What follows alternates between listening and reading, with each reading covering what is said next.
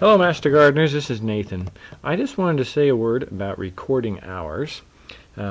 If you haven't done this for a while, I'm going to show you how to get there, and I'm sure most of you have, but in your web browser, whatever it may be, just type in www.stlmg.com.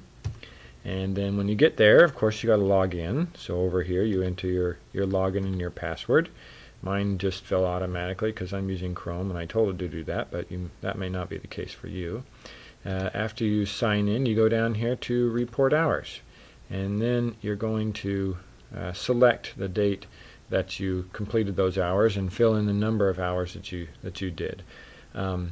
Just a word here. It really doesn't matter if you log your hours on a daily, weekly, or even monthly basis.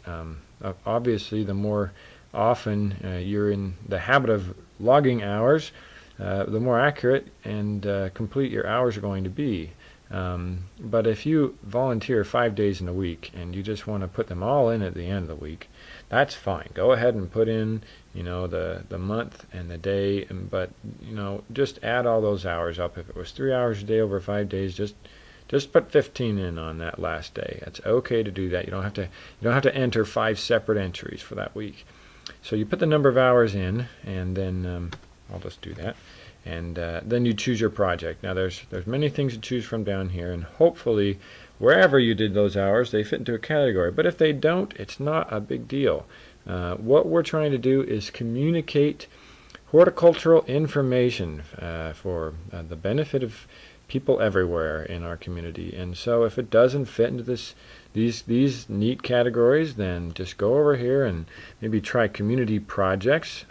It might be a church garden, right? It might be a community garden, a school garden. If it really doesn't fit into any of those projects, but it was still something you did in your community, just click the other box and go ahead and enter your hours that way. Hopefully there will be some sort of category that fits for you. Okay. You'll notice that Missouri Botanical Garden has many places, many places where you can log those hours. But of course, if it's not the Botanical Garden or one of its entities, then and it's not one of these other community partners, then you just have to do another. There are some other categories too down here underneath this little heading, and really, if it just doesn't fit anything anywhere, go ahead and just click Other. So that's how you would log hours that really are good and valid, but do not fit in one of those categories. Another word too.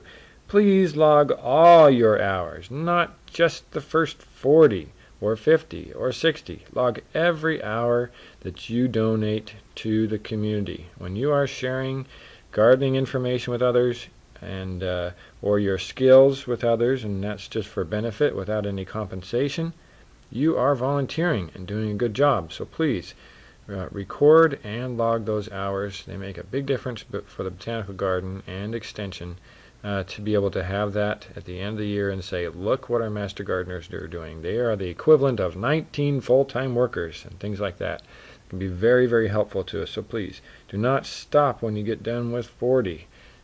Keep going. All right, and then of course at the very bottom here you're going to click the submit button, and then you're off and running.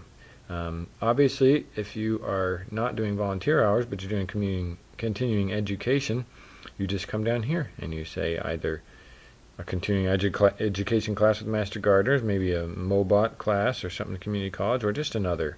Again, there are so many other categories that there's no reason not to log your hours. So thanks very much.